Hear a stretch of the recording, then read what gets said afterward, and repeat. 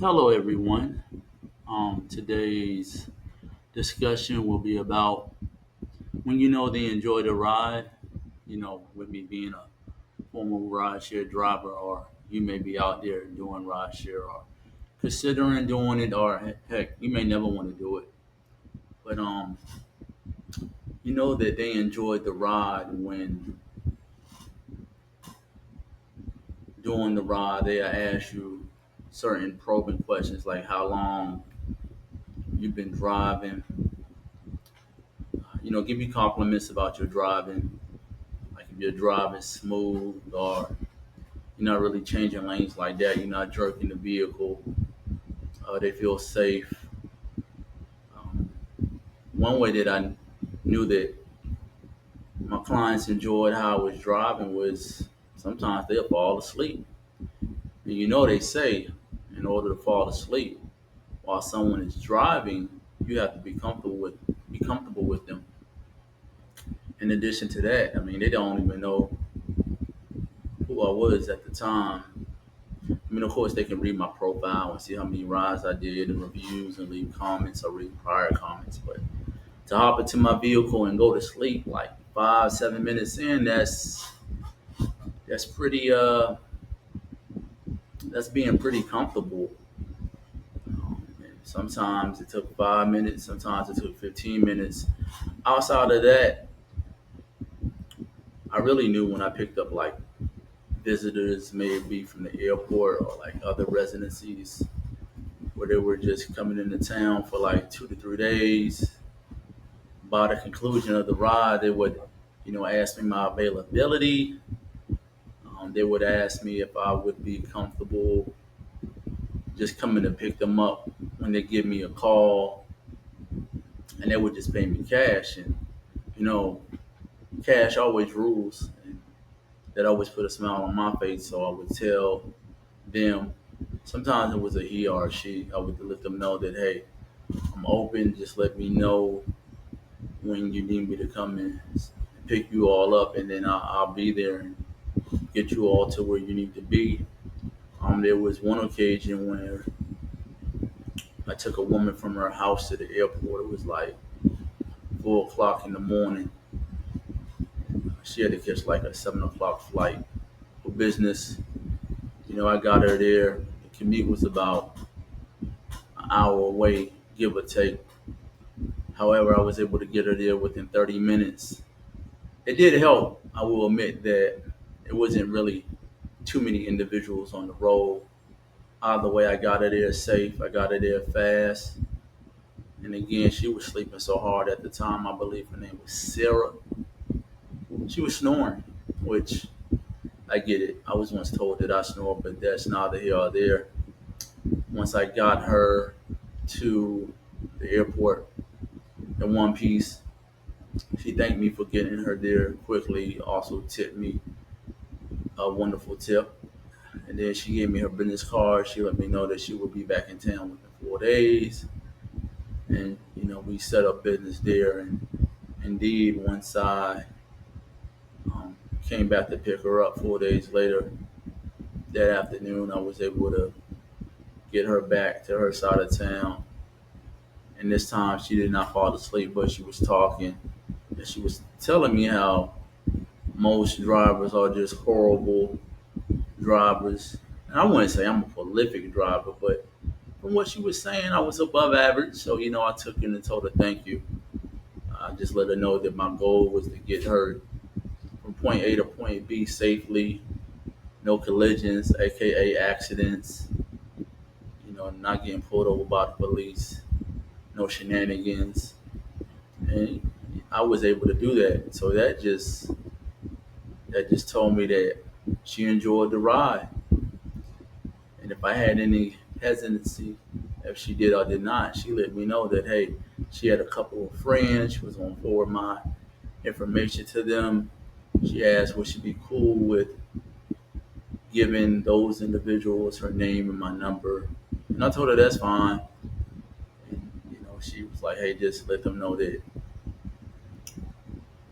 I was the one that took her to the airport when she had to leave out on business, and I did that. So it was very I was very grateful in that sense to know that, hey, when a person would hop in my car, they enjoyed the ride.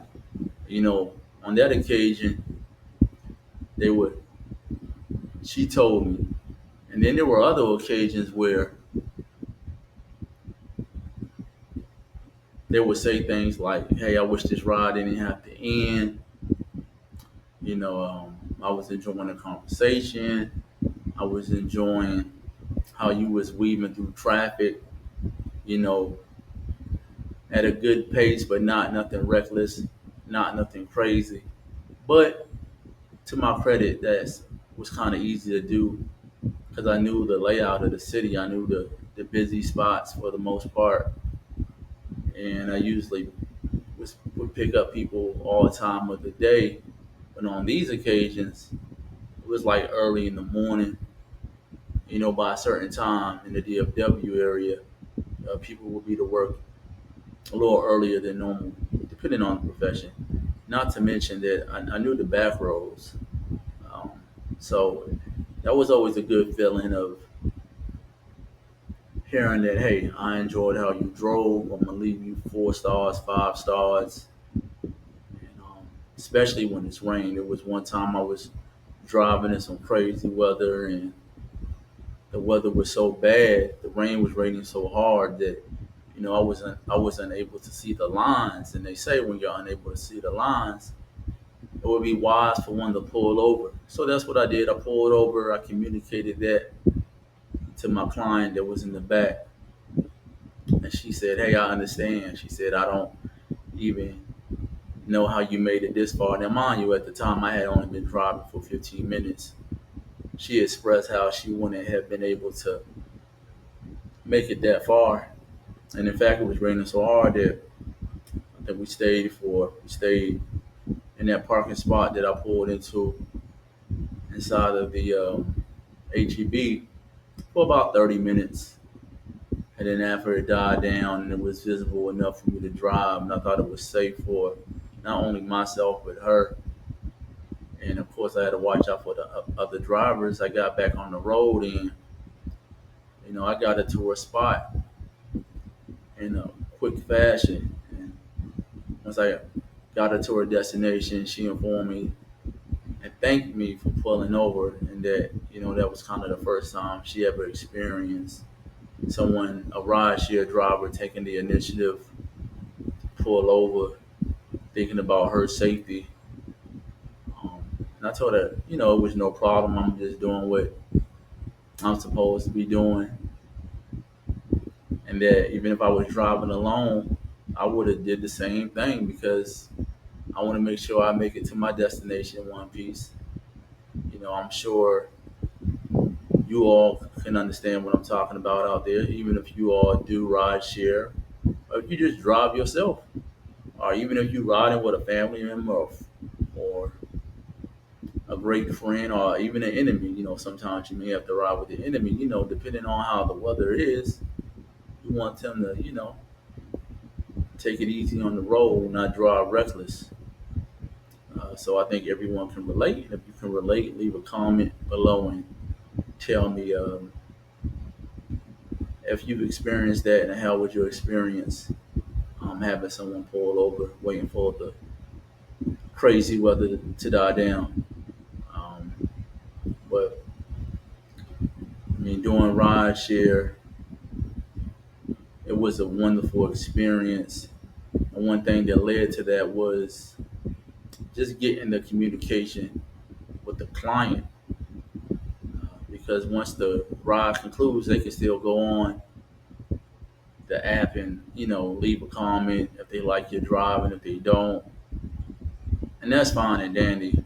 Uh, but I kind of don't like that. I can get into that in another video. But it's always healthy when they can say, "Hey, thank you for getting me to my destination safely. I liked how you was driving. You wasn't in a rush.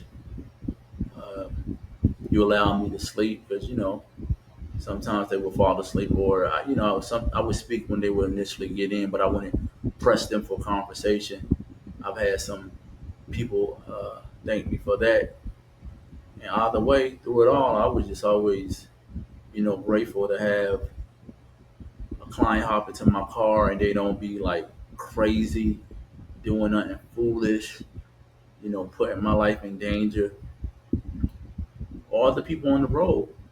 So, yeah, that's how it was when I was doing Rideshare. That's how I knew that the client enjoyed the ride, and that's how I knew to, keep on pushing until I was tired to take a break. So that's all for today, and until tomorrow, remember to go and get my book. Go to Amazon. You all can click the link below, and it should take you all, and you all can purchase. Until then, you all have a good one. Later.